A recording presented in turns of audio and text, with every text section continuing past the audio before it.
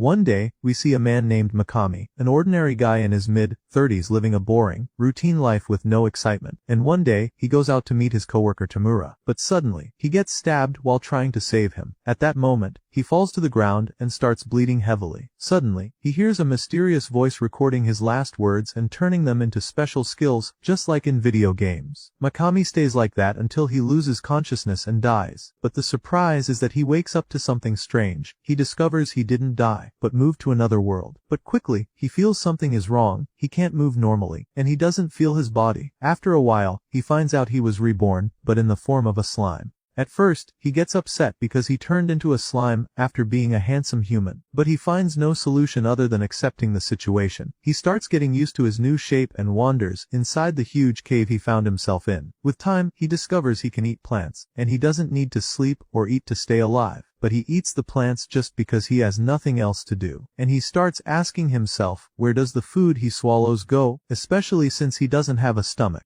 Suddenly, he gets a reply from an internal system telling him that the food is stored in his unique skill predator. At that moment, Mikami remembers that voice. He heard it when he was dying in the real world. So he asks the system, who exactly are you? The system replies that it was formed inside him due to a special skill called Great Sage. Then Mikami starts to understand what's going on, and he asks the system about the predator skill. So the system explains that it allows him to digest anything and take its abilities, and also analyze it and use it however he wants. Mikami finds it a bit complicated, but realizes that this skill is very powerful, and he wonders how a weak slime has such an amazing ability. But in the end, he decides to use it for his own good since it became part of him. He starts trying the skill on the plants he ate, and indeed he's able to analyze them, and he discovers that the herbs he ate are called hypocute herbs. These are very rare plants, full of magical energy, and used to make magic potions and healing ointments. At that moment, he decides to turn all the plants he ate into magic potions and store them inside him to use later if needed. And since he has nothing else to do, he starts making huge amounts of potions. But later, curiosity takes over him to try the skill on new elements, so he asks the system about the shiny rocks in the cave, and whether they are valuable too or not. The system replies that the stone is called magic stone ore, and it's a mineral full of magical energy too, which makes it very valuable. Mikami gets excited at that moment, and decides to devour those stones too and analyze them, and starts devouring all the plants and magical stones in the cave. His excitement continues until he falls into a deep lake, and at first he gets scared that he might drown and die, since slimes don't float on water, so he must suffocate and die. But then he remembers that he's no longer human, and that he doesn't breathe at all. He keeps thinking of a way to get out of the water, until he uses the water pressure boost skill, and moves at high speed on the water, and succeeds in getting out of the lake. Then he finds himself in front of a magic barrier, and at that moment a mysterious voice calls him, and asks if he can hear it or not. Mikami looks around him but finds nothing, so he ignores the voice. But the voice yells at him, and says, "I know you can hear me. Answer me quickly." Mikami argues with the voice at first, since he can't see it or communicate with it properly, being in slime form. So the voice gets angry, and we find out it's a giant and mighty dragon, who roars so powerfully that the cave shakes. Mikami gets very terrified, and the dragon says, "I wanted to be kind to you since it's the first time I see a visitor here in ages, but you seem rude and wanna die." Mikami gets really scared and apologizes immediately, and tells him he didn't know he could hear thoughts, and explains that he's a slime with no eyes or mouth. The dragon laughs loudly, and says, "I like you, kid, because of your boldness," and decides to grant him eyes to see. Mikami gets amazed and very excited, but the dragon sets his conditions of course, so Mikami asks what the conditions are before agreeing. The dragon assures him that the conditions are very simple, which are to not be afraid of him once he can see him, and to come visit him from time to time, just to chat, and that's all. Mikami finds the conditions strange, but agrees since they're simple and won't harm him. The dragon explains that he's been sealed inside the magical barrier for over 300 years, and since then he's been trapped here and bored, as he doesn't meet anyone or do anything. The dragon asks Mikami if he knows how to use the magic sense skill, and Mikami replies that unfortunately, he doesn't. So the dragon tells him that if he can use that skill, he'll be able to sense the magical particles, and thus he'll be able to see normally. Mikami decides to try using the skill, and tries with all his might, and the idea starts to succeed. Mikami gains the magic sense skill, and the system asks him if he wants to activate the skill, and he immediately agrees. At that moment, Mikami gains the sense of sight, and becomes very happy because he can see life around him again. He runs to see his reflection in the water, and confirms that he's definitely a slime. The dragon calls him afterwards, so Mikami goes to thank him, and when he looks at him, he's shocked that he's a huge and powerful dragon. The dragon then introduces himself and says, "I am Veldora the Storm Dragon, one of the only 4 true dragons in the world." The dragon reminds Mikami of their promise, which is to come visit him every day to chat. Mikami assures him that he'll definitely keep the promise, and that he's not scared of him at all, although he really wants to run away. But the dragon stops him and says, "There's something strange about you. Normally, as a slime, you're a low-rank monster, which means you can't think at all, so how do you have self-awareness? You're a special and unique type, aren't you?" Mikami is puzzled by what he said, and replies, "What do you mean by unique monster?" The dragon explains that a unique monster has extraordinary abilities that make it different from the rest of its kind. Mikami explains his situation, that he was originally human, but got stabbed and died in a tragic accident, and when he woke up, he found himself in this world as a slime. The dragon understands the situation, and tells Mikami that he's not the only one who came to this world the same way, and that people like him are called otherworlders. He explains that they gain special and unique abilities when they come to this world, so Mikami realizes that he got all these skills because he crossed into the new world. He gets excited about meeting other people, and hopefully some Japanese like him. The dragon gets surprised and says, "What? You're leaving already?" Mikami notices that he's sad, so he decides to stay with him for a bit longer, and the dragon becomes very happy, and Mikami asks him why he was sealed here. The dragon explains that 300 years ago, he accidentally turned an entire town to ashes, so a very powerful human appeared, but he underestimated them and lost the battle. Mikami is shocked that he lost despite his power, so the dragon replies that the human was very powerful, and humans used to call her the hero, while the hero called herself the summoned. He explains that the summoned are brought from another world to this one, in their natural forms. They chat a bit about the new world, and Mikami starts to feel comfortable with him, and they decide to become friends. Over time, Mikami and the dragon start thinking of a way to break the seal the hero put on him, and Mikami tells him he's sad now that he found out his only friend in the new world has been imprisoned in a magic seal for 300 years. The dragon replies that he appreciates those feelings and wishes there were a way to get him out of the place, but in reality, the dragon will die anyway in another 100 years since his magic energy is about to run out. Mikami gets upset, because the dragon will die after all the years he's been trapped here, and suddenly gets an idea to try, which is devouring the prison using the predator skill, but sadly, the attempt fails. The dragon tells him he tried many things since the first day he got sealed, but all methods failed too, so Mikami asks the system if there's a way to free the dragon. The system replies that if he can analyze the prison from both inside and outside, then maybe he can remove it, and the dragon says it's a great idea, but sadly he can't analyze the prison from the inside, because his skills are sealed due to the magical prison he's in. So Mikami suggests giving him the data, while he analyzes it from the outside, and the dragon agrees and warns him it'll take a lot of time, asking if he really wants to stay here all that time. Mikami replies that the plan won't work, because he wants to leave and search for people from his country, Japan. He suggests a weird idea, which is to store him in his stomach, so he can keep him with him for as long as possible, instead of letting him die when his magic runs out. The dragon really likes the idea, and asks Mikami to do it right away. They agree on the idea, and just as Mikami is about to devour the dragon and the prison, the dragon stops him and says there's something important they must do first, which is giving him a name. Mikami likes the idea and names the dragon Rimuru, and Rimuru names the dragon Tempest, and they're both happy with their new names, and Rimuru gets a promotion immediately once he gets his new name. Rimuru carries out their idea right away, and devours the dragon along with his prison, and the system asks Rimuru if he wants to analyze the unlimited imprisonment skill right away, and Rimuru agrees of course. The scene then shifts to the kingdom of Blumund, which is near the cave where the dragon and Rimuru are. We find the Baron talking to the head of the Adventurers Guild, and he asks him if he's heard of the Storm Dragon before, and the head replies, yes, of course, and the Baron asks what actions the guild plans to take regarding the Great Dragon. The head replies that there's nothing specific, and that they'll continue their daily missions normally, and the Baron is shocked and says, what do you mean? The dragon's disappearance could provoke the rest of the monsters and magical beings, and make them attack the kingdom. They're also worried at the same time about the Empire requires forces crossing the forest's borders, because if they do, they'll definitely take over in a flash. The head tries to calm the situation, and asks the Baron if he slept well last night since he looks really tired. He tells him, "Don't worry, I'll investigate the situation personally, and that's just because we're old friends." So the Baron calms down a bit, and thanks the head for his help.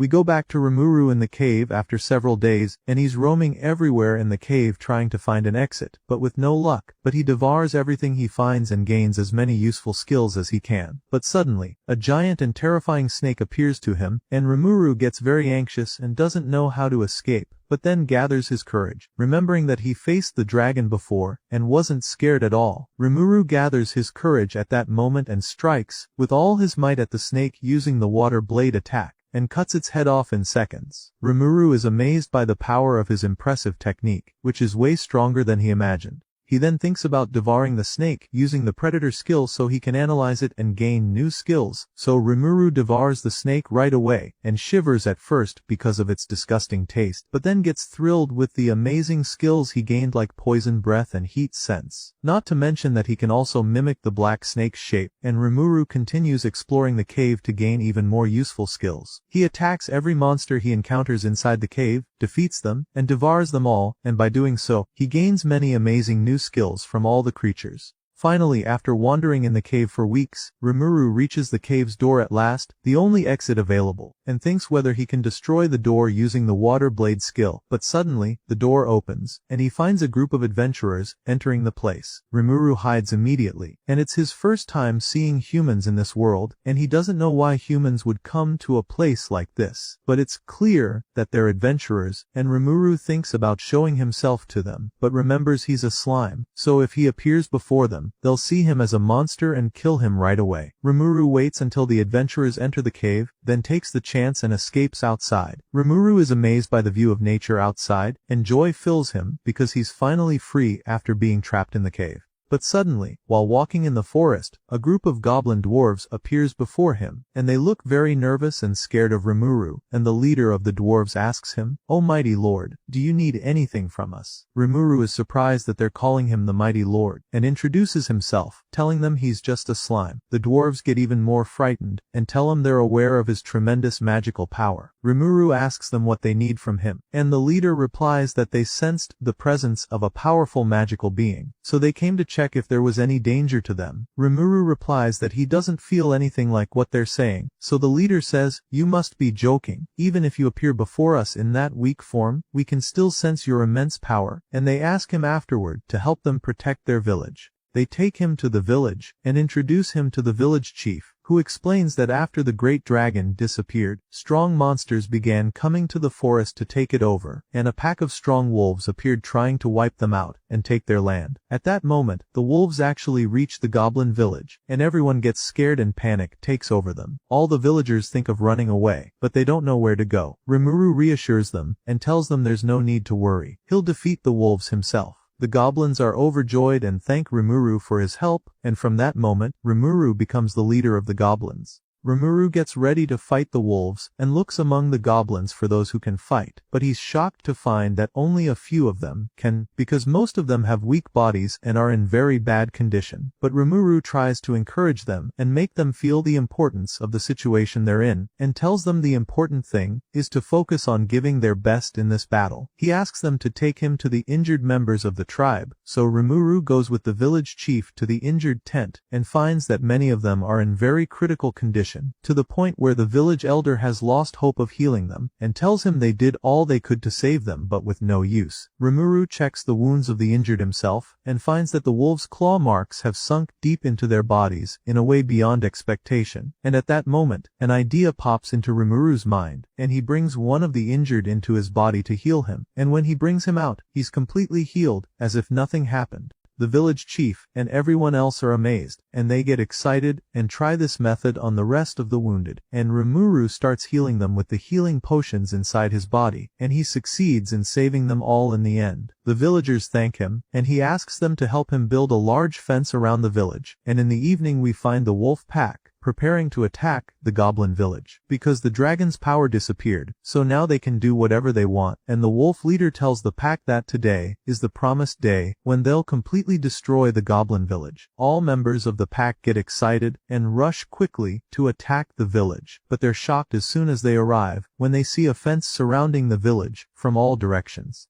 The leader's son notices Rimuru standing in front of the fence waiting for them, and the wolf leader is surprised to see a slime challenging them. Rimuru tells them that if they don't retreat, he'll have to wipe them out, so the leader yells at him and asks how he dared to order them, when they're the pack of hungry wolves, and the leader orders the wolves to attack the village and destroy it along with the fence. At the moment the wolves get close to the fence, the goblins shoot arrows at them and succeed in taking them down, not to mention the steel threads that hit the wolves as soon as they get close and kill them. The wolf leader gets furious when he finds out that the threads were made by Rimuru, and he attacks with all his strength and incredible speed toward Rimuru, without realizing how strong Rimuru really is. At the moment the leader is about to pounce on Rimuru, Rimuru grabs him with the sticky threads he placed as a trap, and as the leader struggles to free himself and finish off Rimuru, Rimuru prepares the water blade skill and slices the leader's head off his body. The leader's son and the rest of the wolves are shocked by what's happening and that their leader is dead, and Rimuru calls out to them and tells them they now have two choices, either surrender or die, and Rimuru is afraid they might continue fighting to avenge their leader, which would make things difficult if they attacked all at once, and he thinks of a way to scare them, so he activates the predator skill and devours their leader and analyzes him in front of them, and Rimuru gains several new skills like telepathy, intimidation, and strong sense of smell. Rimuru then transforms into the form of the wolf leader, and all the members of the pack are amazed at the sight they're seeing. Even the goblins are confused and don't understand what's happening. Rimuru tells the wolves that if they obey him, he'll allow them to leave safely. He uses the intimidation skill and terrifies them all, but something strange happens and the wolf pack approaches Rimuru and he thinks they still want to fight, but to his shock, all members of the pack submit to him and Rimuru returns to his slime form. At that moment, the villagers realize they've finally won the battle, and the celebration continues among the villagers and happiness fills their faces.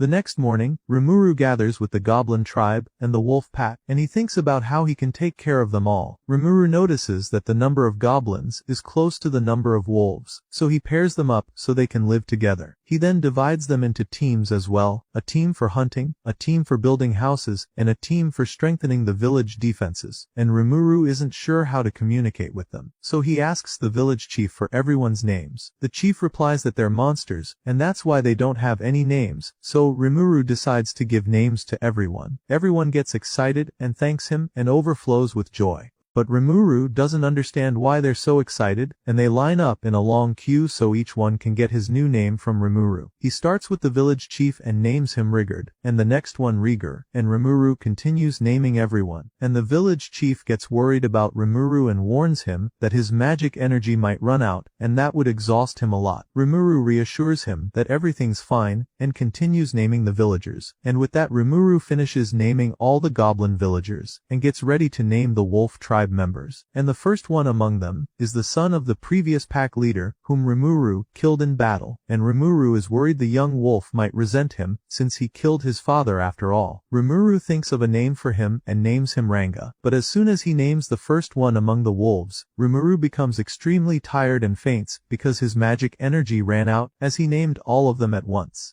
Everyone gets worried about Rimuru, and the system informs Rimuru that he'll enter sleep mode, because the supply of magical particles he stores has completely run out. Rimuru remains in that state for 3 days, until he finally wakes up and regains consciousness, and at that moment he's surprised by a strange girl in front of him, but she seems to know him, and welcomes him warmly, and tells him she'll go inform the village chief that he's awake. The village chief comes in and is completely shocked by Rimuru's new form and how strong he's become. Rimuru asks him what happened during the past 3 days, and the chief explains that all of this happened because he gave them names, which allowed them to evolve. Rimuru now understands the reason behind the villagers' happiness when he decided to give them names. Ranga enters excited and very happy that Rimuru recovered, and Rimuru is surprised by everyone's joy and the fact that they've all evolved and become stronger. But Rimuru is stunned when he sees that all the hungry wolves have evolved, even though he gave a name to Ranga only. Ranga explains to him that they are all one, meaning they are all connected through their brotherhood, and that's why Ranga's name became the name of the entire clan. Rimuru understands that they all evolved through a shared name, and Ranga tells him their name is no longer the Hungry Wolves, and now it's the Storm Wolves. Rimuru then thinks about how to provide food and shelter for this large number, so they can live safely, and he returns to the village and gathers all the villagers. Rimuru tells them that they are now one big family, and that's why they need to set rules and laws for everyone to follow, and he gives them 3 main rules they must stick to. The first is not to attack humans, the second is no fighting among themselves, and the third is not to look down on other races. Everyone agrees to the rules, and one of the goblins asks him why they shouldn't attack humans.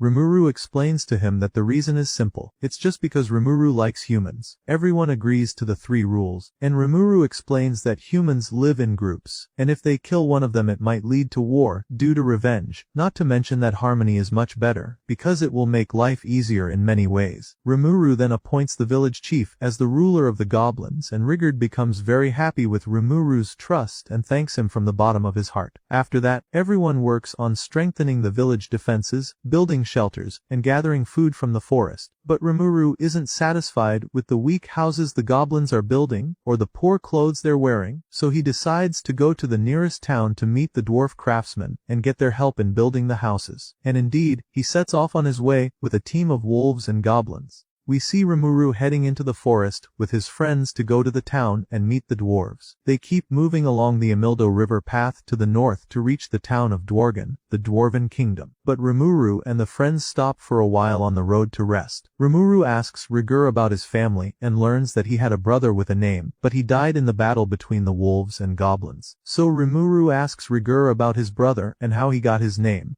He tells him that his brother got the name from a monster passing through the forest called Gelmud, because he saw potential in his brother to lead the goblins one day. Rimuru asks who exactly is Gelmud. Rigur tells him that Gelmud is an officer in the army of the great demon lord. Rimuru is surprised to know there's a demon lord in this world, but then remembers the hero the dragon told him about. He says that if there's a hero, then of course there's a demon lord, and he hopes he never meets them, and that's what matters. After a while, Rimuru and the friends continue their journey after resting, and they rest again at night and roast meat to eat. Rimuru calls out to Gobda and asks him about the town they're heading to. Gobda replies that it's called the Armed Nation of Dwargon, and it's actually a very beautiful town, built inside mountain caves, which were of course modified, and it's not just home to dwarves, it also houses elves, and many other creatures. He also tells him that the king of the town is called Gazel, and he's known as the King of Heroes, and everyone greatly admires him. Rimuru gets worried that monsters like them might not be allowed into the town, but Gobda reassures him that it's a free trade town, and fighting is forbidden inside, by direct order from the king.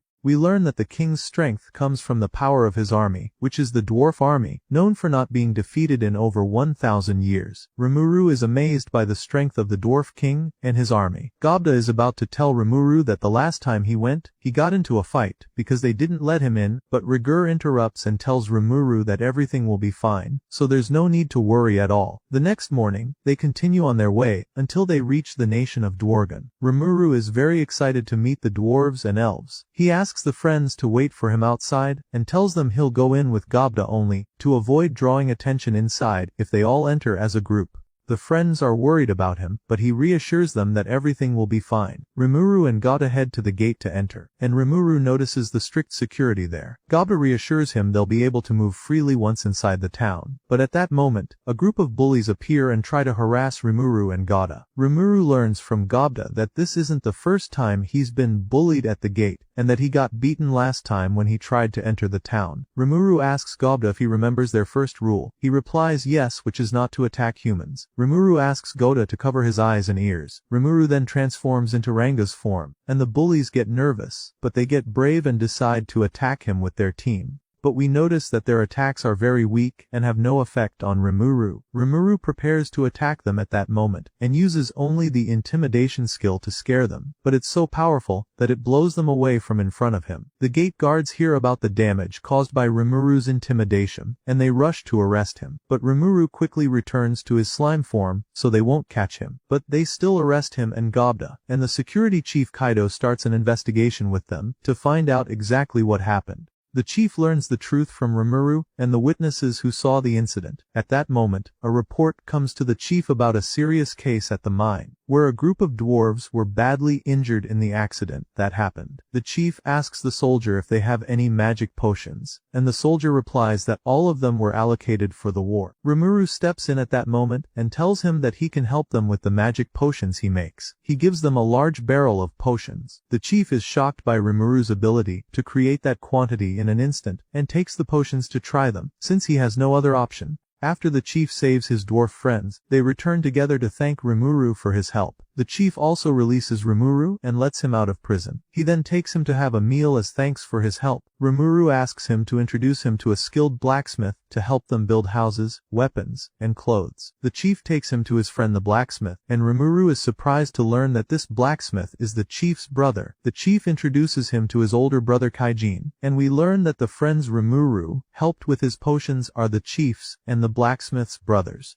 Kaijin welcomes Rimuru, and when he learns that he's the one who saved his brothers, he thanks him for helping them. Kaijin asks what Rimuru needs from him, but apologizes because he's currently unavailable due to the minister's impossible requests. Rimuru suggests that he help him and supply him with magic stones in exchange for helping build the village's houses and clothes. Rimuru shows him a sample of the stones, and Kaijin is amazed by the quality of the metal, which is 100% pure. Kaijin agrees immediately and decides to send a team of craftsmen to build his village. Everyone quickly gets to work making the swords so they can deliver them on time. But they're also worried that they might not finish the order on time. So Rimuru decides to help them and uses the analysis and replication skill to create more copies of the sword. The dwarves are amazed by how Rimuru creates all those copies in an instant. With that, he creates more than 20 swords in seconds. Everyone celebrates completing the order on time, and Kaijin thanks Rimuru for his help. In the middle of the celebration with the friends, Kaijin and Rimuru, the minister shows up and annoys them, saying to Kaijin, "What are you doing here? You have time to waste on entertainment." He's about to warn him that if he doesn't send the swords on time, when Kaijin interrupts him and says he already sent them. The minister is shocked when he finds out Kaijin has already sent all the swords, and Kaijin asks him if he wants to see the invoice too to confirm. The minister tries to brush it off and tells him that finishing the job on time is of course expected from him.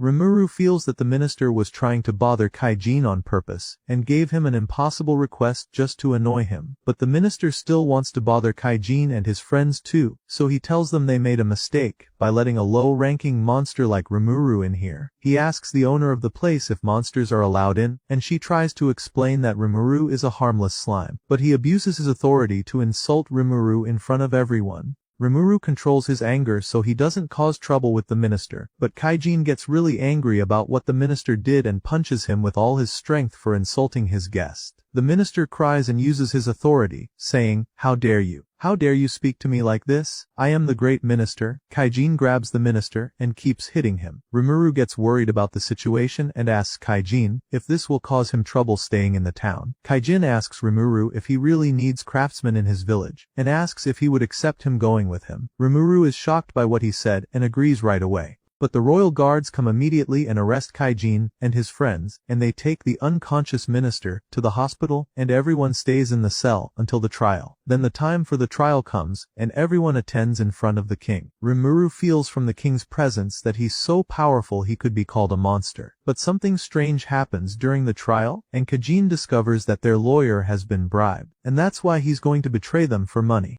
The minister stirs the king up against Kaijin and the others with lies, and Kaijin is sentenced to hard labor in the mines for 20 years, and the rest of his companions to 10 years of hard labor. But the king intervenes at that moment in the judge's ruling, and then greets Kaijin and asks how he is. Kaijin replies that he's fine, and that he's happy to see him in good health. The king asks Kaijin if he's interested in returning to the front lines again like before. The minister is shocked by the king's words, and Kaijin replies, "I'm sorry, your majesty, but I've already found a new master." Everyone gets angry at Kaijin's words to the king, and the king is surprised that the master Kaijin chose for himself is just a slime. We see the king then issues a new sentence, which is the complete exile of Kaijin and his companions from the kingdom. With that, the session ends. The king discovers the minister's tricks and orders him to get out of his sight and never show his face again. Rimuru and the friends get ready to leave the town, say goodbye to all their friends, and head out again to return to the village of the goblins and storm wolves.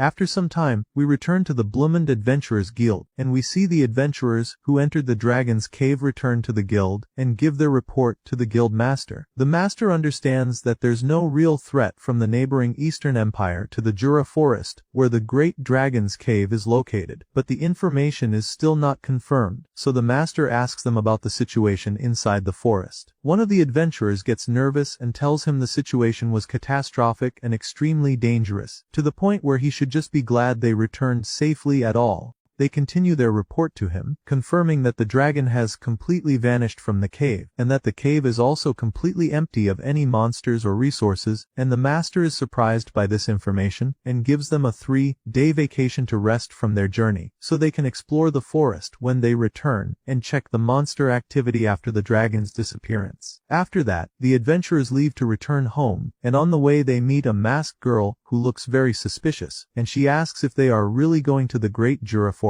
One of the adventurers is surprised and asks her why she's asking, and she requests to accompany them there. The adventurers agree and introduce themselves to her, and we learn they are Aaron, Kaval, and Guido, and the girl introduces herself as Shizu. They tell her they will head out on their journey in 3 days, and everyone goes home. We return to Rimuru with the storm wolf Ranga, who transforms into his original form in front of him and teaches him the new Black Lightning skill. Ranga is amazed by the power of this new attack, and they continue exploring the area, and Rimuru is very happy with the current state of his new town, especially after a week has passed since they returned from their last journey. We see the dwarves working on developing the town, and all the ogres are closely watching them to learn their excellent skills, and they continue building houses, making clothes, jewelry, and weapons. Time goes back to the moment Rimuru arrived in the village, and he's surprised by the very large number of ogres in the area. The village chief explains that they all came when they learned Rimuru personally provides protection to everyone in the village. Rimuru is surprised by the number and asks the chief how many refugees there are, and he tells him there are about 500 ogres, and Rimuru thinks for a moment about turning them away, but then remembers that after the dragon's disappearance, all the monsters became active, which is extremely dangerous for all low-ranking monsters. So he's forced to agree to let them join the village, and with that, the population increases, and the village turns into a town. Rimuru begins giving names to the 500 newcomers, and everyone evolves, and he spends 3 days as usual resting to recover his magic.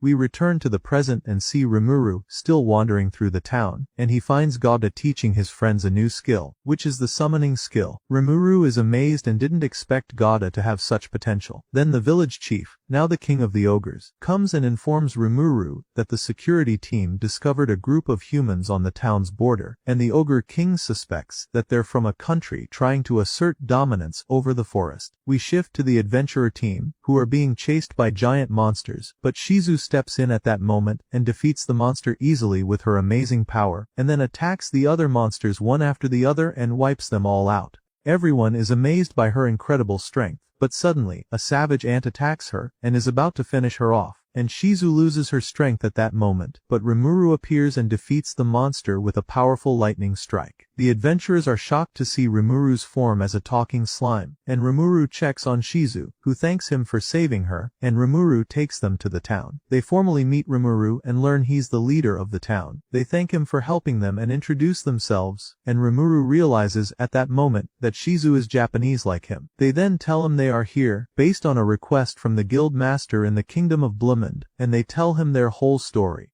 He understands from them that the dragon's disappearance created a huge threat for all neighboring countries, which started because of the excessive monster activity, and Rimuru explains to the adventurers that he's building a town for themselves in the forest, and asks if the guild has any objection to that, but they're not sure what their country's opinion is. After that, Rimuru goes out with Shizu, and we learn that she suspects he is also from Japan like her, and they both admit to each other that they are indeed from Japan, and they're happy to meet. Shizu asks him how he came to this world. Rimuru tells her his story from the moment he was stabbed up until now, and learns from her that she's not like him, and was summoned. He asks her when she was summoned, and what happened to her at that time. She replies that one day, her town was burning, because of the war, and bombs were falling heavily from the sky, and while she was running away with her mother, unfortunately, she died, and that's when she was summoned to this world. Rimuru then decides to use the telepathy skill to show Shizu his memories, and the skill succeeds, and Shizu sees the world Rimuru came from, and how his life used to be. Time goes back to the moment Shizu was summoned to this new world, and her condition was very miserable, and she was severely injured because of the war's aftermath.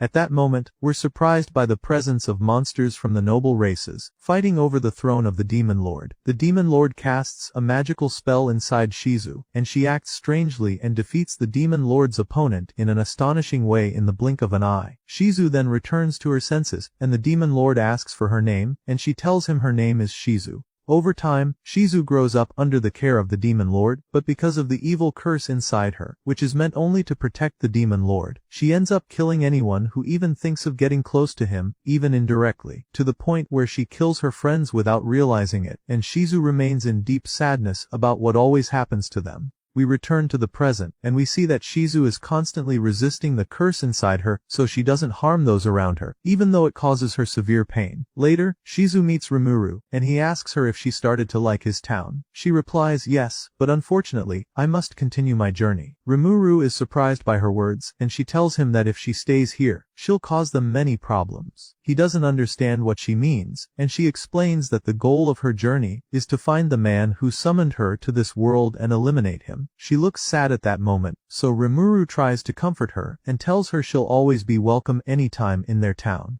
We also see the adventurers getting ready to return to their country, and Eren asks Shizu if she'll go back with them. She's sad that Shizu is going to part ways with them. Shizu replies, I'll be happy to be with skilled adventurers like you, but unfortunately there's something important I must do in this final journey. Eren is confused by her words and asks her, what do you mean? She tells her, I've lived for decades, so of course I won't live much longer. Eren thinks she must be joking and brushes it off. Everyone gets ready to leave after that, but suddenly Shizu falls into a strange state and starts losing control in front of the curse, and she suffers terribly, and a massive surge of energy explodes from her. The friends are very worried about her, and the curse takes over Shizu, and she starts destroying the place. The adventurers realize at that moment that Shizu is the famous adventurer known as the Conqueror of Flames, and that she has been the guild's hero for more than 50 years. Rimuru asks the Ogre King to evacuate the town immediately, and he understands that something is not normal with Shizu. At that moment, Shizu transforms into the great flame monster, which is the fire spirit Ifrit. The adventurers lose all hope of survival if they get into a battle like this against the fire spirit. But Rimuru has a different opinion, and he asks the adventurers to leave the place quickly. But their leader refuses and insists on helping and confronting Shizu and supporting her. Everyone gets ready to fight, and the adventurers attack the dragons that serve the fire spirit, and Rimuru faces the fire spirit alone. But he notices at first that the water blade attack has no effect on them, so he quickly dodges their strikes. He receives an ice magic attack from Eren, and he analyzes it immediately to use the new magic to defeat the fire spirit's servants. Indeed, he manages to take them out in seconds. Rimuru then prepares for the final battle between him and Ifrit the fire spirit, and he clears the area from the others completely. Ifrit creates many magical clones of himself to fight Rimuru, but Rimuru easily defeats them all with ice magic.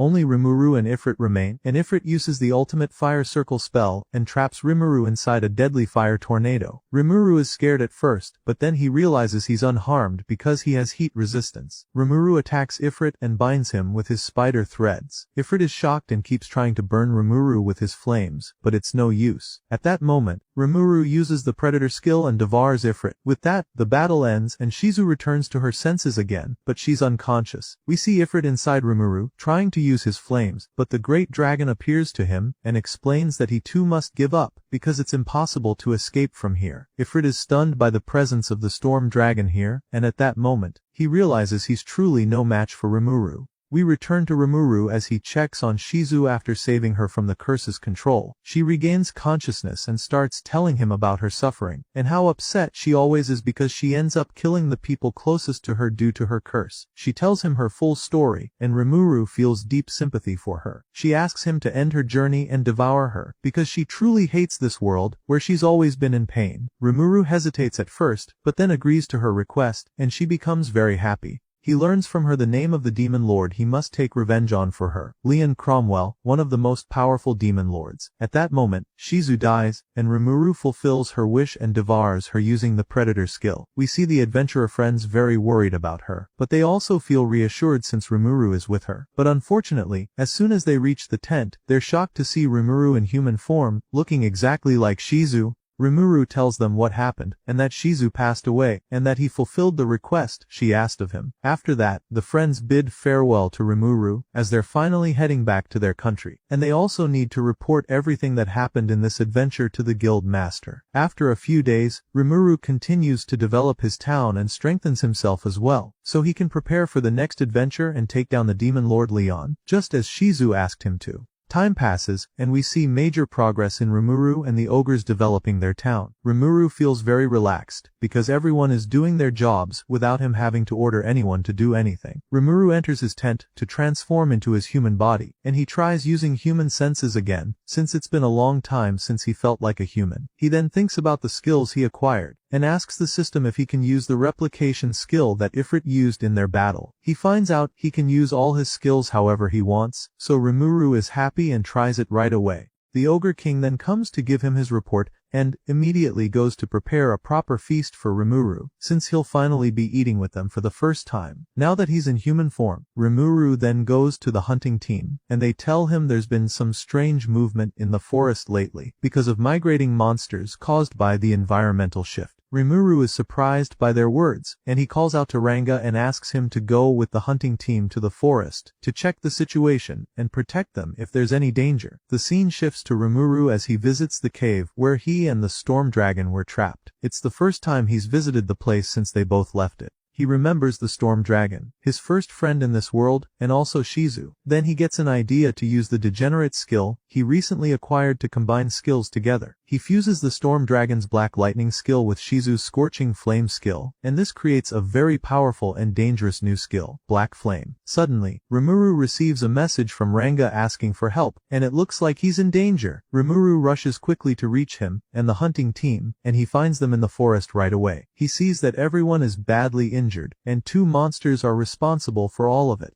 We see Ranga still fighting 2 more of those monsters, and a fierce battle is taking place between them. One of the monsters uses her strong magic and manages to block Ranga's attack. Rimuru then finds out that this monster team consists of 6 members from the same tribe. Rimuru learns that they're from an evolved species of ogres. Rimuru approaches them and asks if they're willing to resolve the issue between them without violence. But he notices that they have a bad impression of him, and they think he's an evil person named Majin. The monsters shout at him and demand that he reveal his true identity. Rimuru is confused by their words and is about to explain the situation, but their leader won't listen and draws his sword and attacks him immediately. Rimuru dodges the attack easily, then fights back and defeats them all with no effort. Rimuru tries again to convince them that he's not evil, and that he's not the one they're looking for, but it's no use. They attack him again, so Rimuru is forced to show them his true power, and he uses black flame in front of them. Suddenly, the leader's sister steps in and stops the fight, and explains to them that Rimuru is not their enemy, and that he's not the one who attacked and destroyed their village. The leader finally understands the situation and realizes that Rimuru is not the villain who destroyed their village. With that, the situation calms down, and both sides agree to talk. The ogre leader asks Rimuru, "Who exactly are you?" Rimuru explains that he's just a slime, and he transforms into his slime form. He also explains that the mask is just a keepsake from someone dear to him. At that moment, they are sure that Rimuru is not their enemy, and the leader apologizes for the trouble they caused him. After that, Rimuru takes them to the village so they can rest and tell him what happened to them.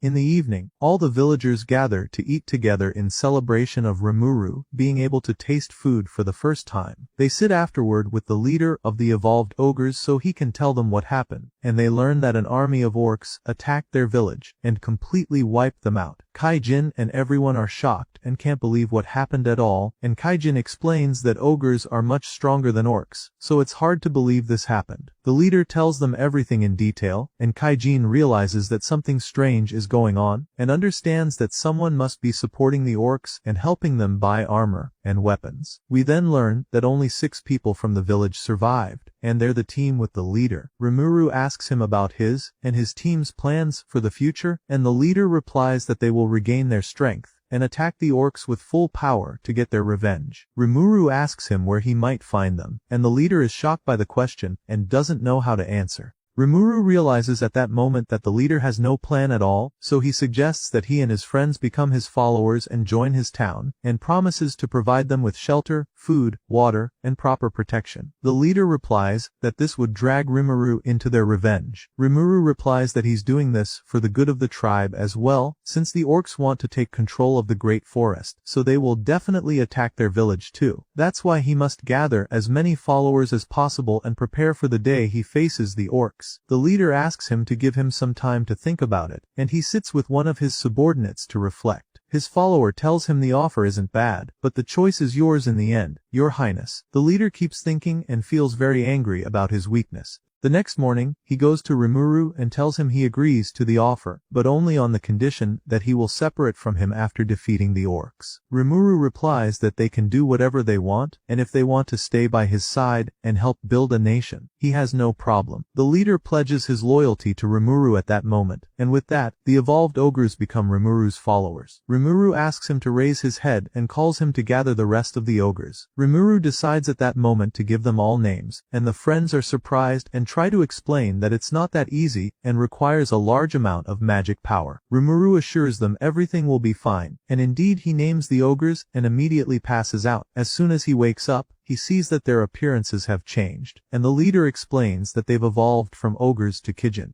At the same time, a massive army of armed orcs is invading the Great Forest with huge numbers, heading toward Lake Sis in the middle of the Great Forest. We learn that the residents of that area are the lizardman tribe, and they are watching the orcs from afar. One of the soldiers goes to inform their king immediately of the developments they've noticed in the forest, and that the orc army is planning to invade their land. The king orders them to prepare to defend their land from the enemies, and his daughter, the princess, asks the soldiers about the enemies' numbers. One of the soldiers nervously replies that the army numbers around 200,000 monsters. The princess is shocked by this massive number, and the king wonders how the orc leader can control them and feed them. All the village leaders are extremely nervous, and don't know how they'll get out of this disaster. We then see the king call for his son, Prince Gabiru, and we learn that the one who gave him his name is also Lord Jelmud. We find out that this prince is very arrogant because he has a name and thinks he's special, but his father brings him back to reality and tells him he must complete a mission quickly, which is to gather all the allies he can from neighboring villages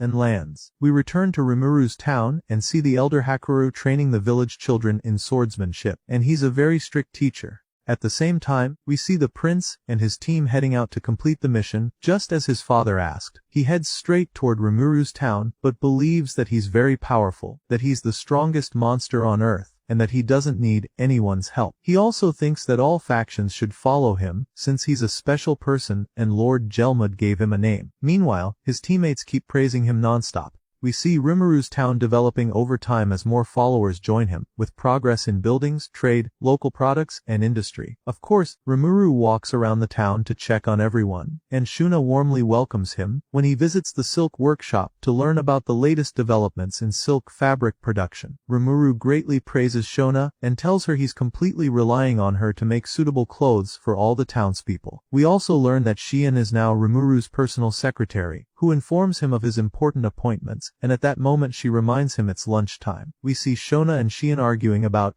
who will handle Rimuru's affairs, but of course, Shion wins the competition since she's the secretary. Indeed, Rimuru goes with Shion to eat, and he's very excited, and he meets the rest of the villagers, who are shocked when they learn that Shion is the one cooking today, and they quickly slip away. Rimuru is forced to try the food himself, since he hasn't tried Shion's cooking before. Rimuru is confused by everyone's reaction when they find out Shion is cooking, but he's immediately shocked when he sees the food in front of him. Just as he's about to eat, he gets nervous and gives it to Gobda, who walks into the room. At that moment, Gobda's condition worsens, and he panics as if he's been poisoned. We return to the lizardman tribe and see their prince on his way to gain the cooperation of all the villages in the Great Forest. He then heads to Rimuru's town, and the prince is thinking about dominating Rimuru, who is just a slime in his eyes, so he can control all the powerful monsters under his command. Back in Rimuru's town, we see Kaijin with Kurobe thinking about inventing new weapons and materials, and they're getting along really well. We see Rimuru sitting with them to check on work progress, but then the Ogre King enters and informs him that an envoy from the Lizardman village wants to speak with him. Rimuru goes with the Ogre King to meet the Lizardman prince and runs into his Kijin friends along the way, so they go together to see if the Lizardmen will be friends or enemies. As soon as Rimuru arrives, we see the Lizardmen glorifying their prince with a full dramatic entrance, as if he's a legendary hero. Rimuru and his friends are confused by what's happening. The prince makes a very theatrical entrance and introduces himself to them, saying he is Gabiru, prince of the Lizardmen, and the future leader of the Lizardmen. Rimuru becomes very annoyed by Gabiru's arrogance, and decides he must teach him a proper lesson. Even Shien is almost ready to explode with anger. Gabiru tells them that they should become his followers, because of the orc threat invading the Great Forest, and says that if they join him, he'll protect them, the weak ones, from this great danger. But the moment he calls them weak, he looks at them, and can't find a single one who fits that description, so he gathers with his men quickly, and asks, where are the low-ranking ogres we're supposed to recruit? Gabiru speaks arrogantly again, and everyone gets angry. They all ask Rimuru to let them kill him immediately, and Ranga is ready to take down the arrogant Gabiru, but Rimuru stops him. Gobda arrives at that moment, so they let Gobda face the Lizardman prince in a combat challenge. If the prince defeats Gobda, then the Storm Wolves will join them. Rimuru encourages Gobda and tells him that if he wins, Kaijin will make him a special weapon. But if he loses, he'll have to eat Shien's food forever. Gobda gets fired up and defeats Gabiru with a single strike in the blink of an eye. Rimuru then tells the Lizardmen to take their prince and leave immediately, and that he'll think about whether to help them or not. But the idea of becoming their subordinate, they can forget it completely. Indeed, they take their prince and run away. We see the great orc army advancing in incredible numbers through the great forest. One of Rimuru's people watches them and finds out their number is exactly 200,000 orcs, and he sends all the information to Rimuru and informs him that the army is heading north along the river, meaning they're going straight toward the Lizardman village. Rimuru sits with his followers to think of a solution to the problem they're facing. He receives news that a forest spirit wants to speak with him. Everyone is surprised because the last time a forest spirit appeared was many decades ago. Rimuru agrees to her request, and she appears in front of them right away through her incredible magic. She introduces herself as trainee. Rimuru introduces himself as well and asks her the exact reason for her visit. She tells him she needs to ask him for an important favor, defeating the Orc Lord and his massive army. Rimuru is surprised that she's asking him for this request, and the rest of the friends object to her demand, saying it's a very selfish request, and they ask her what she's doing here exactly. They tell her there are many races stronger than their village, so why did she choose to ask them specifically? She replies that they're right, but of course, she can't ignore the presence of a majestic and amazing being like Rimuru, and that the forest spirits won't be able to face the orc army alone if they attack. That's why she came to request help from someone strong like Rimuru. Rimuru tells her that they're still not even sure if an orc lord exists, and if he's truly the one leading the army. She replies that the forest spirits know everything happening in the forest, and she confirms to him that the orc lord does exist. Everyone is shocked and stunned by this terrifying news, and they become sure the orc lord is real. Rimuru asks her for some time so he can decide what to do, and Rimuru spends time thinking with his followers about what action to take. Everyone is nervous about the situation they're in, and after a deep discussion, Rimuru finally decides to accept her request and defeat the Orc Lord. At that moment, Rimuru thinks he must form an alliance with the Lizardman village, but he needs to find someone reasonable among them to speak with instead of the arrogant Gabiru, the Lizardman prince. So he asks Sui to take on this mission, and Sui personally contacts the Lizardman's leader to convince him to form an alliance to defeat the orc army. Rimuru agrees to his request, and with that, the plan is ready to cooperate with the Lizardman village to face the orc army. In the evening, Gabiru finally wakes up after having fainted during his fight with Gobda. He doesn't understand what happened or how he was defeated so easily, but of course, he says that Gobda cheated, and that's how he beat him, and naturally, his followers believe him and praise him as usual. At that moment, the evil Majin who deceives the arrogant Gabiru appears, and tells him that he serves Lord Gelmud, the one who gave Gabiru his name. The name of this villain is Laplace. Gabiru welcomes him enthusiastically, and the villain tells him that the orc army is being led by the orc lord, and that's why Gabiru must dethrone his father and take his place. Gabiru thinks about it, and says he was planning to lead the lizardmen once he defeated the orc army anyway, but now he must take over the tribe quickly. With that, the villain executes his plan to weaken the lizardman tribe by making the arrogant Gabiru their new leader. At that time, Sui arrives to meet the Lizardman King and delivers Rimuru's message, an offer for an alliance to face the orcs. The Lizardman King is nervous at first, but knows he must accept the alliance in order to defeat the orc army and the orc lord leading them. The king is even more surprised when he learns that the forest spirits are the ones who requested Rimuru to defeat the orc lord, and he immediately agrees to the alliance, but on the condition that he meets Rimuru in person. Sui agrees to his request and informs him they'll meet here exactly 7 days later. Sui leaves afterward, and the king gathers all the soldiers and informs them about the new alliance, and that they'll finally be able to face the orc army. Everyone gets excited and cheers for the king. But after 4 days, the orcs arrive at the Lizardman village, but in small numbers, so they manage to defeat them. But they discover something strange about the orcs, that they're much stronger than normal. Then Prince Gabiru arrives, and the king asks him if he succeeded in his mission. He tells him that he gathered around 7,000 soldiers under their command, and that they're ready to fight. The king tells him what happened while he was away and about the powerful alliance formed with Rimuru, but Gabiru reveals his true colors at that moment, stages a coup against his father the king, arrests him and his sister the princess, and takes the throne by force. With that, Gabiru becomes the new lizardman leader and prepares for battle. At that time, the orc army reaches the swampy lands of the lizardman village, and the battle between the orcs and lizardmen begins. At first, the lizardman army continues advancing and killing as many orcs as they can, but they discover that the orcs are eating the corpses on the battlefield, and their power keeps increasing more and more with time, and the lizardman army ends up in a difficult situation. The scene shifts to Rimuru and his followers on their way to the swamps to sign the alliance treaty to face the orc army. With him are Benimaru, Shien, Hakuro, and Sui, who goes ahead to secure the path, along with Ranga of course, and the rest of the storm wolves and ogre knights. On the way, Sui discovers a battle going on between the orcs and the lizardmen, and the one leading the lizardman squad is the personal guard captain of the lizardman king. We see her fighting a high-ranking orc, and Sui asks Rimuru if he should help the captain. Rimuru asks him first if he can finish him off quickly and help her. Sui launches with full power and eliminates all the orcs in the area. Rimuru arrives and finds that the captain is badly wounded. He immediately uses his healing potions and treats her. The captain wakes up at that moment and asks who Rimuru is. He introduces himself, and she asks him to save her father, the king, and her brother, the prince. Rimuru is surprised by the situation and asks her what's going on. She tells him about her brother's coup and how his arrogance made him believe he could defeat the orc army alone. She tells Rimuru that if they don't act quickly, the orc lord will wipe out the lizardmen entirely. Rimuru decides to form the alliance with the princess on behalf of her father, and they set out afterward to defeat the orc lord. He asks Sui to use the shadow movement skill to free the lizardman king. Everyone sets off afterward to complete the mission.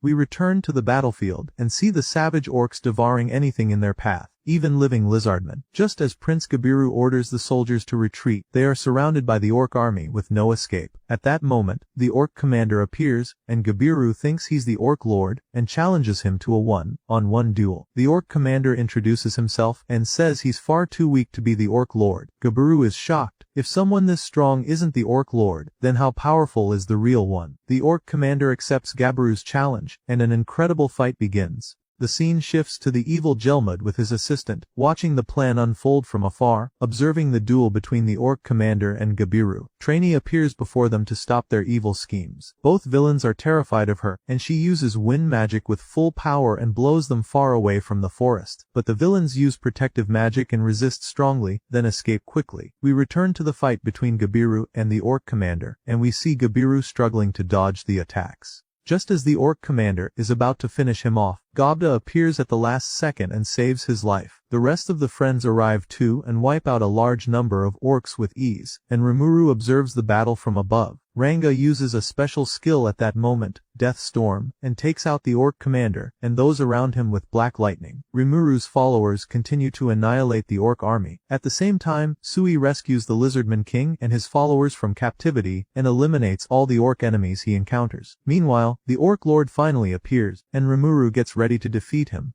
At that moment, Jelmud appears as well and asks Rimuru's followers how they dare to ruin his plans. Rimuru realizes that this is the one who gave the ogre king's eldest son his name, and also gave Gabiru his name. We learn that his plan is the birth of a new demon lord under his command. Rimuru's Kijin friends realize that this is the villain who destroyed their village. Gabiru thinks Jelmud came to help them fight the orcs, but he's shocked when Jelmud orders them to become food for the orc lord. At that moment, the orc lord is confused and asks what he means. How will he become a demon lord? Jelmud explains that if he devours them, he will evolve into the disaster class orc and become a demon lord. Then Jelmud uses his power and launches a strong attack on Gabiru and his men. Gabiru's men jump in and take the hit to protect him, and Gabiru is deeply saddened for his men. Jelmud prepares to finish him off as well, but Rimuru intervenes at the last moment and absorbs the attack with ease. He gives Gabiru healing potions to treat the wounded lizardman. Then he grabs Jelmud and starts hitting him hard. Gelmud begs the Orc Lord to help him defeat Rimuru, but the Orc Lord recalls his past life. His name was Geld, and the misery he lived in before gaining power.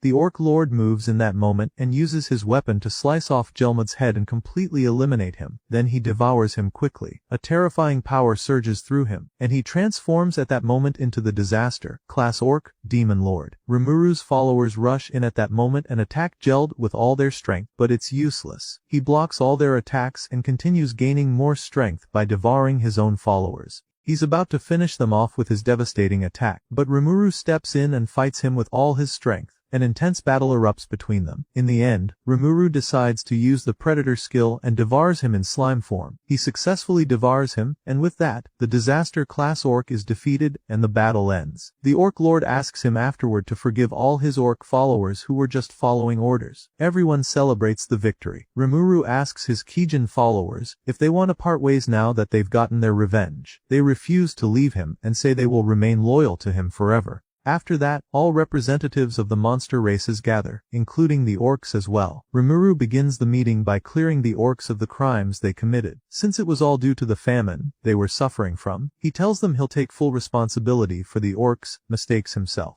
Then he asks everyone for their opinion on what he said, and everyone agrees. But the Orc Lord asks where the orcs will live. Rimuru thinks of a solution and realizes their number is huge, around 150,000 orcs. He comes up with the idea of importing food and fresh water from the lizardmen, while the ogres provide shelter and housing. In return, the orcs will work as laborers. In other words, everyone will be part of one unified cooperative nation. Then Rimuru asks everyone if they agree with this arrangement, and he also asks Trainee if this suits her. She agrees as well and promises to offer her help too, and she appoints him as the leader of this monster nation. Rimuru then appoints the son of the former orc king as the new orc king, and he names him Geld, after his father. He continues giving names to all the orcs, and he also gives the name Abiru to the lizardman king. We then see Abiru sentencing his son Gabiru for the crime of treason he committed, and the punishment is exile and banishment from the lizardman village. And so they take him and cast him out of the village. As he walks away, he's surprised that his followers are leaving the village with him too. Meanwhile, we see the mastermind demon lord sitting with Jelmud's assistant, talking about the failed plan. They discuss what to do about Rimuru next, and we learn that this demon lord's name is Clayman. 3 months later, we see great development in the town's affairs, and Rimuru is happy that the town is in a better state and always progressing. But suddenly, something strange happens, and Sui informs Rimuru of an emergency. Hundreds of knights riding Pegasi are approaching the town, and their leader is the hero king and ruler of the nation neighboring Rimuru's monster town. Indeed, the dwarf king Hero descends and meets Rimuru, and Kaijin welcomes him warmly. Rimuru introduces himself to the dwarf king and asks about the reason for his visit. The king replies that he came to learn Rimuru's true identity, and that's, of course, through his sword. The king challenges Rimuru to a duel, and Rimuru immediately agrees, and a stunning sword battle begins between them. Trainee also appears to witness everything that's happening. Rimuru successfully blocks all of the king's attacks, and with that, he's declared the winner of the match. The king then praises Rimuru and asks if his sword master is Hakuru, the same one who also taught the dwarf king swordsmanship. In the evening, everyone celebrates together. The dwarf king proposes forming an alliance treaty with his nation, and Rimuru naturally agrees, and with that, their nation is officially recognized as an independent state. They then think about a name for the new country, and they name it Jura Tempest Federation, marking the alliance between the dwarf kingdom and Rimuru's nation. 2 days later, the dwarf king visits Rimuru's town again. Rimuru is surprised by his visit now, so the king replies that he came to give him a gift. Everyone is shocked when they learn that the gift is Minister Vesta. The king explains to Rimuru that Vesta's presence is no longer useful to him, but since Rimuru's nation is still new, he'll be of great help to them. Everyone is stunned, and Kaijin asks the king if this will harm the dwarf kingdom, so why is he doing it? The king replies that the alliance between the two nations is very important, and that's why he asks both him and Vesta to continue developing this town and raise it to the highest level. The dwarf king bids them farewell and returns to his kingdom. At that moment, Rimuru meets Gabiru and his men, who he finds in his town. He asks him why he came as well, and Gabiru asks him if he can join them and become one of his followers. We also see the princess has come too to join Rimuru's followers and gain experience. Unlike her brother, who was expelled from the village, Rimuru agrees to their offer to join him and gives them names of their own as well. Everyone is happy with the names they received. He grants the rest of the lizardman tribe special names too, turning them from ordinary lizardmen into dragonutes, who now look entirely human, and he places them under Sui's command. With time, the town continues to develop, and Rimuru gives Vesta a special place to continue his research on magic potions. Rimuru is very pleased with all this progress. Meanwhile, the villain group is watching the recorded video of the battle between the orc disaster and Rimuru. They get excited about confronting Rimuru, but their leader explains that using violence is difficult because of an old pact that bans violence between them and the Great Forest. Milim responds by saying that after the storm dragon left, none of the old pacts matter anymore. She sets off to investigate the situation and tells her companions not to get involved in her new mission. At that time, Rimuru is in his town and senses an enormous magical force rapidly approaching. Indeed, Milim arrives with tremendous power and introduces herself to him, telling him she heard he's the strongest in this town and came to meet him. Rimuru welcomes her and introduces himself as the leader of the town. Milim asks him if his human form is just a transformation or what. Rimuru shifts into his slime form and asks her what she wants exactly. She says she just came to introduce herself. Rimuru is stunned, and suddenly Shion appears and attacks Milim with full force. Ranga grabs Rimuru and quickly takes him away from the area. Rimuru tries to explain the situation to him, and we're surprised by Milim's incredible power. She blocks Shion's attack effortlessly. The others continue attacking her with all they've got, but it's no use. Milim uses only a small portion of her strength and defeats them easily. Rimuru challenges her and says he'll launch only one attack. If it lands, she has to end the fight and leave immediately. But if he loses, that means he'll be her servant forever. He uses the analyze eye from the system and finds out that her magic power is 10 times greater than his. He starts thinking fast for a solution and launches his attack, making her taste something very delicious. She loves it and becomes eager to know what it is. Rimuru tells her that if she admits defeat, he'll give her more of that amazing food. We learn it's sweet honey he found in the mountains and ate plenty of. Milim resists with difficulty. She proposes to call it a draw instead, and in return, she promises not to approach any of them again. Rimuru agrees to the deal and gives her the honey. Milim takes it and eats it happily. She then asks him if he'd like to become a demon lord himself one day. Rimuru is surprised and asks her what someone gains by becoming a demon lord. She tells him that strong opponents will come to fight him from all over the world, and that's really fun. He replies that he's not interested in that kind of thing at all. Milim asks him, then what does he do to enjoy life? He tells her there are many things besides fighting that bring happiness. He then asks if there's anything else fun about being a demon lord besides battles. She tells him he'll also lead many Magin and humans. He says wouldn't all that just get boring? He starts walking back home, but Milim stops him and tells him he's not going anywhere until he tells her what's more fun than being a demon lord. She keeps begging him sadly. She asks him to tell her what he does that brings him joy so she can join him. And she also asks him to take her to his village. Rimuru agrees, but under one condition, that she treats him as her lord in front of his people. She agrees, on the condition that he also treats her with full respect. They agree to become friends. He brings her to the village, and asks her not to cause any trouble. They go to the village, and Rimuru introduces Milim as a demon lord, shocking everyone. But everyone learns that Milim is an ally, and they're very happy with the news. Rimuru is surprised that Milim is this famous.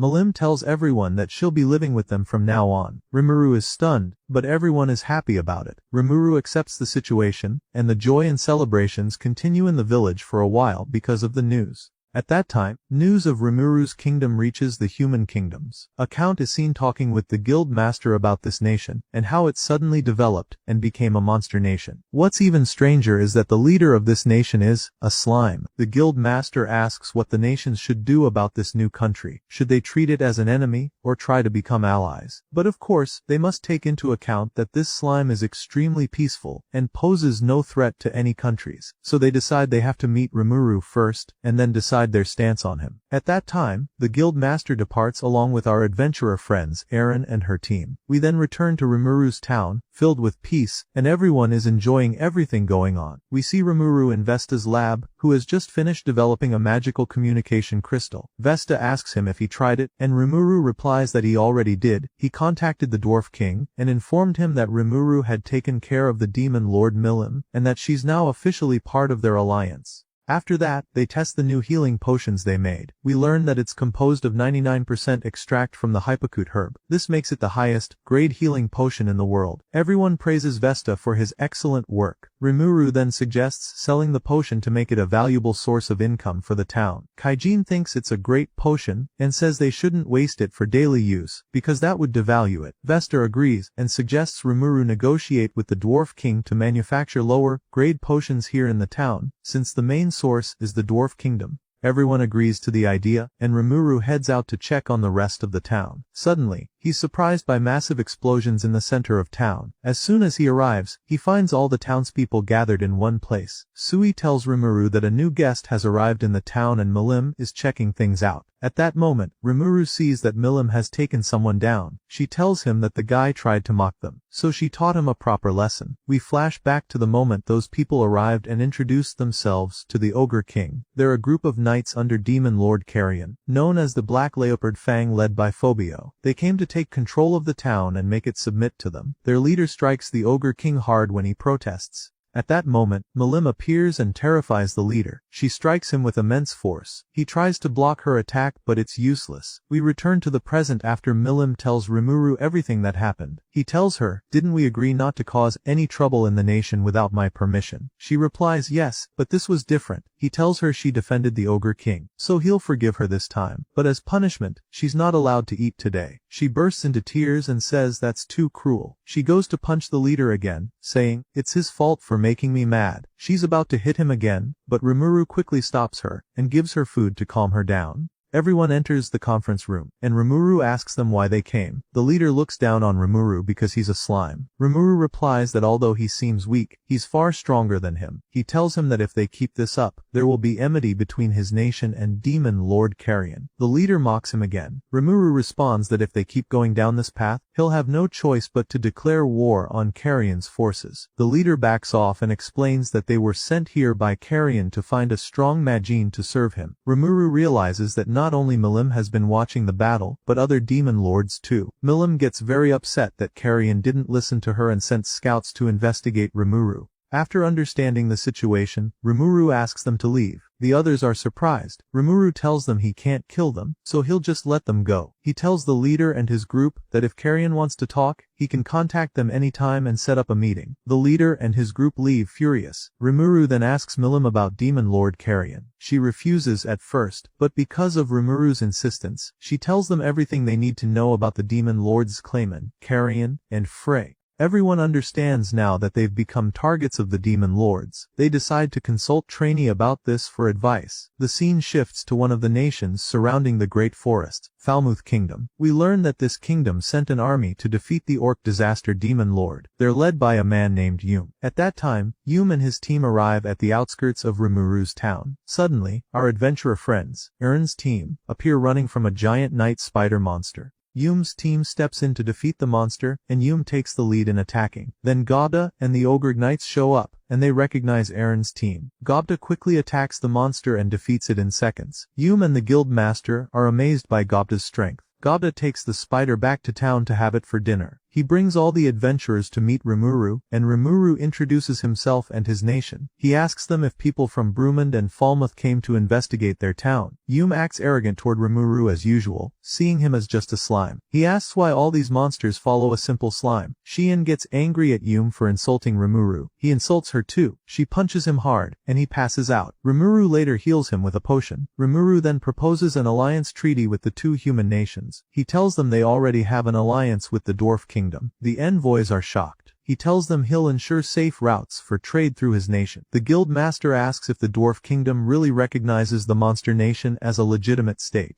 At that moment, Minister Vesta steps in and confirms Rimuru's words. The guildmaster agrees to form an alliance treaty with the monster town. Rimuru asks Yum if he wants to make a pact as well. Yum asks what exactly he means. Rimuru replies that Falmouth paid this group with money, so they can deal with him in the same way. That way, they'll be the heroes who defeated the orc disaster. Yum thinks it over. Then he decides to trust Rimuru, agrees to the proposal, and also becomes one of his followers. Yum and his men begin training under Hakura to become the heroes who defeated the orc disaster. The scene then shifts to Demon Lord Clayman, who's talking to his assistant about what to do with Rimuru, now that Milim has joined him. His assistant tells him that Demon Lord Frey is completely uninterested in what's happening in the Great Forest. She's now concerned with something much more dangerous. Charybdis is about to be resurrected soon. Demon Lord Clayman is shocked to hear that Charybdis will be revived. We learn that it's a monstrous, terrifying beast. He gives his assistant Tyr another dangerous mission, to go to Rimuru and resolve the situation, but without resorting to violence as much as possible. Then, she must quickly search for the sealed location of the beast and see if it can be tamed. Tyr sets off quickly to complete her mission.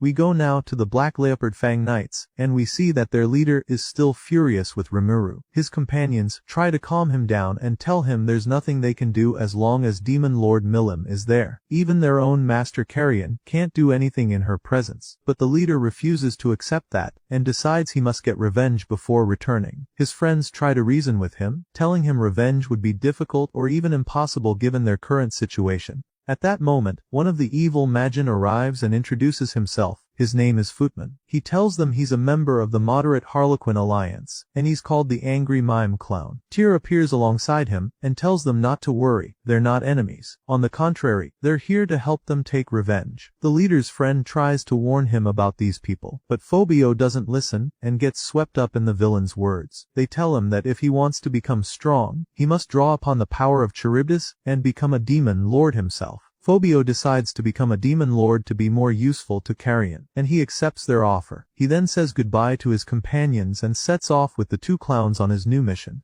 After some time, Phobio and the two clowns reach the location of the world's most dangerous monster, Charybdis, and Phobio prepares to release the seal and subdue the beast. The clowns explain to Phobio that the only way to subdue the monster is to merge with it inside his body, so they become one being. Phobio is shocked because this is extremely dangerous. They explain that he must release the beast himself, or else the monster will awaken on its own, and then they'll all be in grave danger. Phobio thinks about the situation, and decides he must take control of the monster's power himself before it awakens. He enters the cave, full of vengeful hatred, determined to control the beast. We then find out that the two clowns were tricking him all along, and used him to carry out the plan ordered by Clayman, which Tyr is executing. The next morning, the scene shifts to Rimuru's town. A new forest spirit appears at that moment, and she introduces herself. Her name is Trya, the younger sister of Trini. Rimuru asks her about her strange aura. She tells them there's an urgent matter, an enormous disaster is approaching. A fearsome monster has been revived, and it's a calamity, class being named Charybdis. She tells them this monster's power is equal to that of the demon lords. She explains that all the forest spirits, along with Trini, have gone to delay the beast's advance, but they're no match for its strength. Also, the monster is heading straight for this town.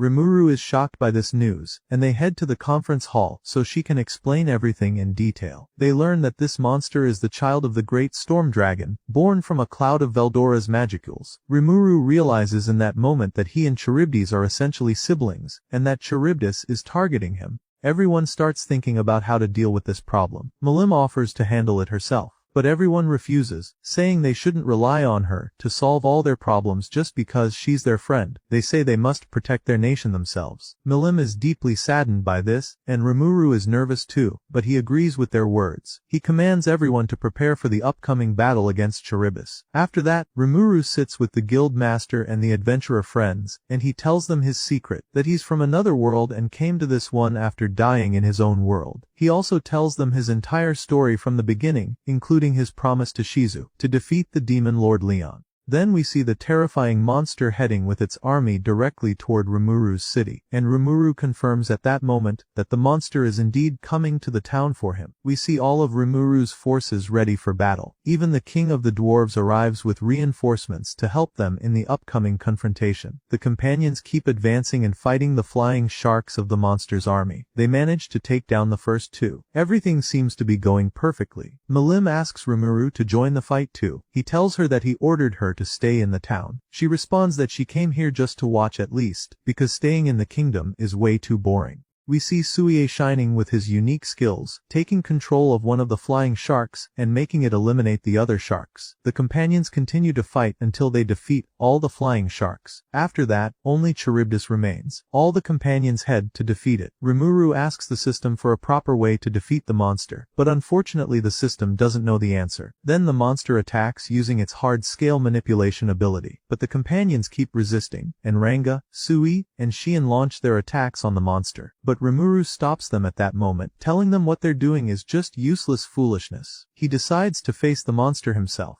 Rimuru uses the gluttony skill to devour all the hard scales effortlessly. He asks the companions to retreat, telling them he can handle this himself and reassures them. The companions follow Rimuru's orders. Then they launch into battle against the monster with full force. The battle continues for a long time with no result. But suddenly, Rimuru hears the monster mention Milim's name in anger. It wants to kill her. Rimuru realizes at that moment that the monster's rage isn't directed at him, but at Milim, which means this battle was meant for Milim all along. So he decides to let Milim help in the fight. He quickly wakes her up when he finds her sleeping out of boredom. Milim uses her eye of evaluation on the monster and discovers that the monster has possessed Phobio's body. Milim gets excited when she learns she's finally allowed to fight. She gets ready and rushes forward. Rimuru asks her not to kill Phobio and to help him break free from the monster. The battle begins, and Milim uses her skill effortlessly to defeat the monster. Rimuru quickly catches Phobio before he falls after being freed from the monster. Then he uses healing potions on him to restore him, and extracts Charybdis' magic core from his body. Rimuru thanks the commander of the Dwarf Kingdom Knights, Lord Dwarf, for helping in such a dangerous mission. Phobio wakes up afterward, confused about what happened. He apologizes deeply when he remembers everything. Trainee and her sister appear at that moment, and ask him how he found Charybdis' seal. Phobio explains everything that happened. The companions realize then that their true enemy is an organization called the Moderate Harlequin Alliance. But Milim warns them that Clayman might be the one behind all this. Phobio says that no matter who planned all this, that person must take responsibility, and he confirms that Demon Lord Carrion has nothing to do with any of this. Rimuru forgives him and tells him to be more careful next time and not get tricked again. He allows him to leave. Phobio is surprised, and Carrion shows up at that moment. Milim had sensed his presence all along.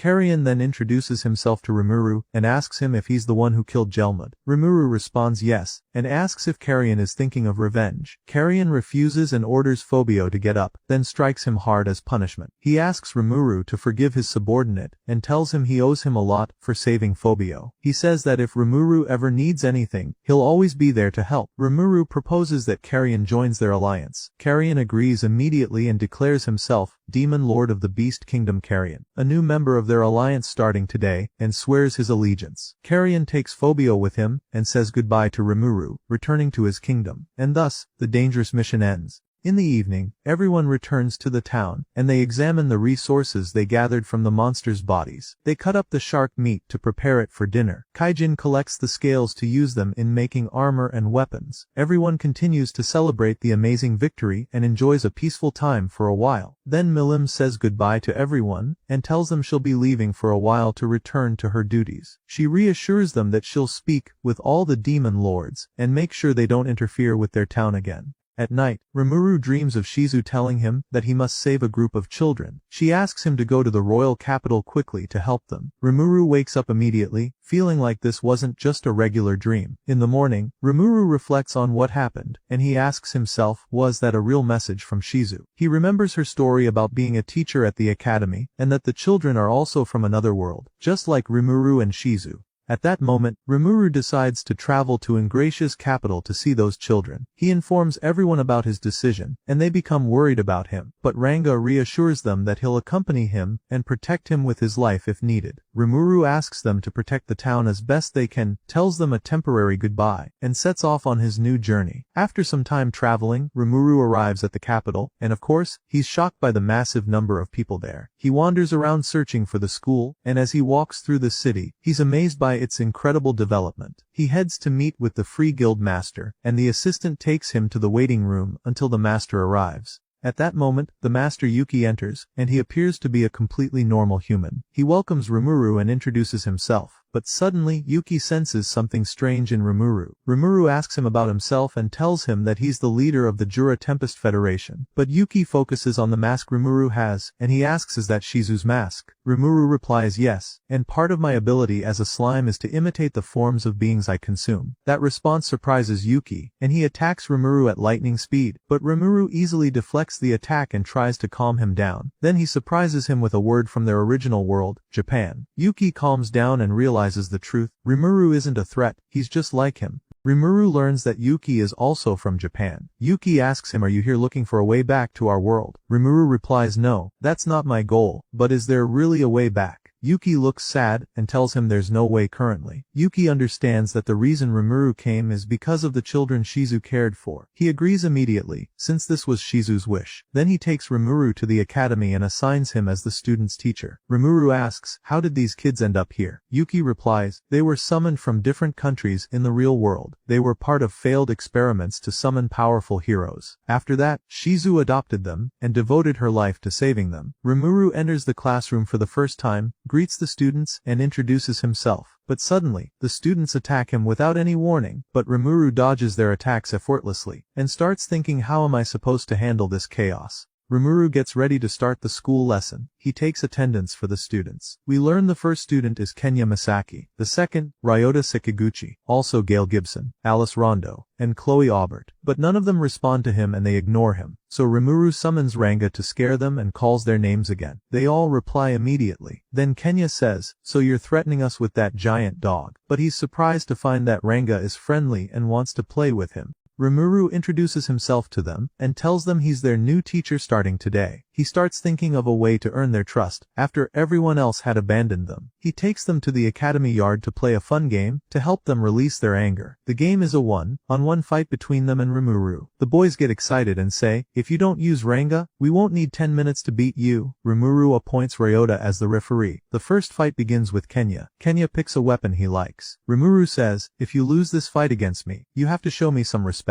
The fight starts, but Rimuru dodges all of Kenya's attacks effortlessly. It goes on like that until Kenya gets tired. Time runs out, and Rimuru wins. Next up is Chloe, who loves comic books. The match starts, and Rimuru is surprised by Chloe's ability to use water magic. She traps Rimuru in a water prison and prepares to hit him with water blades. But of course, Rimuru doesn't give up and escapes her magic easily. He wins again. Then he goes to praise her for her amazing skill. Chloe cries with joy. Next is Gale's turn, and he uses impressive magic bullets. But Rimuru absorbs them easily, shocking Gale. So Rimuru wins again. Then it's Ryota's turn, and it's the same outcome. Even though he's very strong, he still loses to Rimuru like the others. And the same happens with Alice. Afterward, Rimuru discovers that the energy in their bodies has dropped significantly. He thinks of a way to regulate their power, and considers sealing the energy. But the system tells him the energy is fused with their souls, and no one can separate it. So Rimuru realizes he doesn't have much time to find another method. He tells the children they've now seen how strong he is. He swears on Shizu's mask that he'll protect them from any danger. All the children are stunned when they see the mask. Rimuru tells them that when Shizu entrusted him with the mask, she also entrusted him with them. At that moment, the children decide to trust him. Rimuru promises he'll never let them down.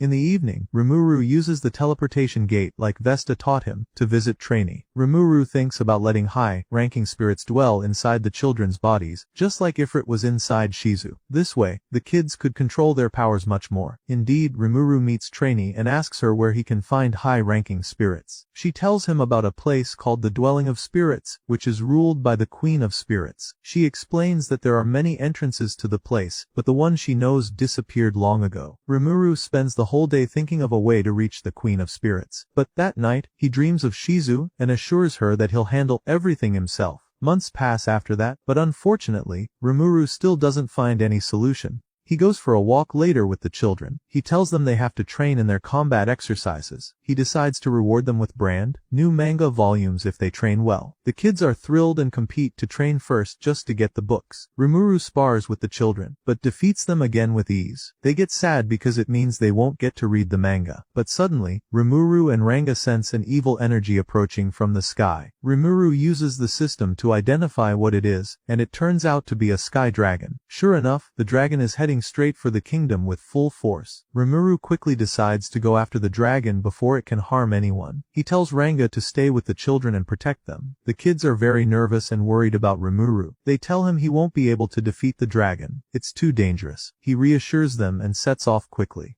At that time, the kingdom's knights are fighting the dragon with all their strength, but none of their attacks affected at all. Just as the dragon is about to finish them off, Rimuru appears at the last moment, blocks the attack easily, and uses his power to devour the dragon. With that, he saves the kingdom. Everyone believes the hero was the one who saved the town. In the evening, Yuki tells Rimuru that a merchant named Miles has invited him to dinner. He also allowed the kids to come along. Rimuru asks him what the invitation is for. Yuki replies that it's because a mysterious warrior saved his life today, and of course, everyone knows Rimuru was the one who saved them from the dragon. Rimuru asks Yuki if the merchant can be trusted. Yuki says yes, he has an official merchant certificate from the Kingdom of Blumend and the Free Union. In the evening, Rimuru and the kids go to the dinner, and the kids really enjoy the food. We see the merchant sitting with Rimuru and thanking him for saving him. Rimuru talks with him about economics and trade, and tells him about his town. Rimuru suggests he visit the town. Everyone agrees to visit and establish mutual trade. The merchant realizes that the deal could be very profitable for both sides. Rimuru says goodbye to the merchant and heads home. He later finds out that the merchant's wife knows information about the dwelling of spirits and the Queen of Spirits. He asks her if she knows anything and how he can get there. She tells him the location and how to reach it in exchange for a generous payment. It's in the Olga Nature Park, in the northern part of a border nation called the Republic of Algracia. Rimuru and the children set off for the location and finally arrive at the forest.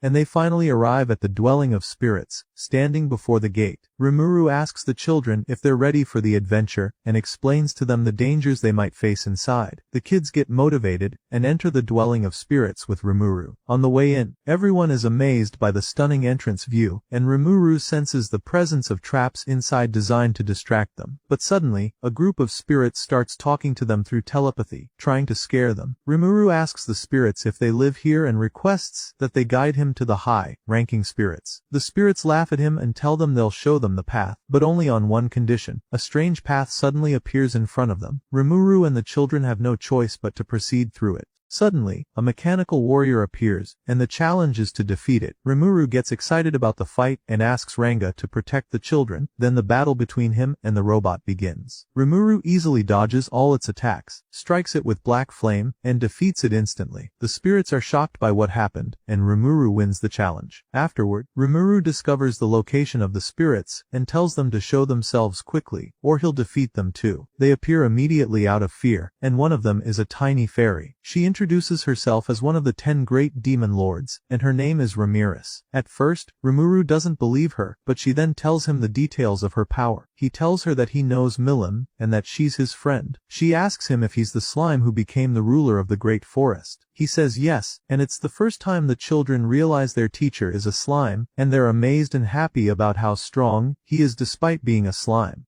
Rimuru tells the fairy about the children's situation and that he wants to save their lives by forming contracts with high-ranking spirits. We notice that this fairy is kind at heart, and she agrees to help them with their mission. They continue together to meet the high-ranking spirits, and they proceed until they reach the deepest part of the dwelling of spirits. Rimuru asks the fairy if there are any high-ranking spirits here. She says yes, but they must respond to the call, as each of them has their own will. However, if they don't come, Rimuru can separate a part of his own energy to form new high-ranking spirits. and the time comes to summon the spirits, so Rimuru asks the fairy what they should do to call them. She tells them to call out by saying help, or let's play, and if any spirits are interested, they'll show up, and the summoning will be successful. The kids get nervous in case nothing responds, but Rimuru reassures them. Gil goes first, and he's very nervous, so Rimuru comforts him and calls out in his own special way. There's actually a reaction at that moment, and what appears are scattered fragments from other spirits. So Rimuru decides to use all these fragments to create a new high-ranking spirit using his skill, and the process is successful. A new high-ranking spirit appears for Gil, and the mission is completed perfectly. Next is Alice's turn, and the same idea happens with her. Rimuru also uses his skills, and she too receives a new high-ranking spirit. Then it's Kenya's turn, and this time a true high-ranking spirit appears immediately on its own. It greets them and introduces itself as a spirit of light, and it turns out she knows the fairy. Kenya agrees with the spirit, and the contract is made.